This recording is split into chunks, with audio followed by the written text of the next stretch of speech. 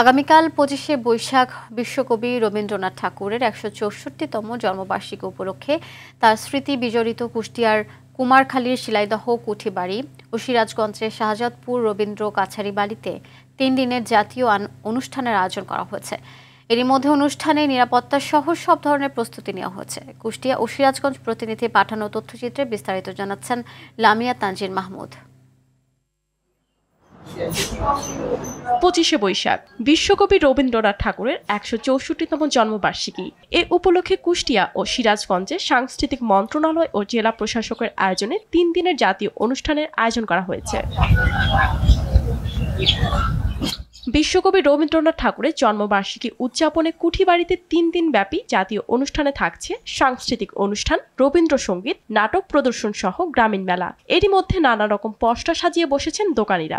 আসতে শুরু করেছেন রবীন্দ্রপ্রেমীরা। এখানে এসে তার স্মৃতির সাথে জড়িয়ে থাকা যায়, মনে হয় যে রবীন্দ্রনাথের খুব কাছাকাছি আছি আমরা। রবীন্দ্রনাথ ঠাকুরের আমার গল্পগুলো সবথেকে বেশি ভালো লাগে। দুইটা গল্প আমার খুবই ফেভারিট, একটা হচ্ছে আপনার অপরিচিতা আর একটা হচ্ছে দেনা পাওনা। এখানে 3 দিন ব্যাপী যে অনুষ্ঠান হবে, এই অনুষ্ঠানের সমস্ত আয়োজন আমাদের শেষ। আমরা এখন শুধু অপেক্ষায় আছি আমাদের এই অনুষ্ঠানটি কখন শুরু হবে। এদিকে বিশ্বকবির জন্মবার্ষিকী উদযাপনে সব ধরনের প্রস্তুতি নিয়েছে সিরাজগঞ্জের শাহজাদপুরবাসী। জেলা প্রশাসনের আয়োজনে ৮ই মে সকাল থেকে শুরু হওয়া অনুষ্ঠানটি শেষ হবে 10ই মে রাতে। প্রতি বছরই যেভাবে জাঁকজমকপূর্ণভাবে এই অনুষ্ঠানের আয়োজন করা হয়ে থাকে, এবারে সেই একইভাবে জাঁকজমকপূর্ণভাবে আয়োজন করা হয়ে থাকবে।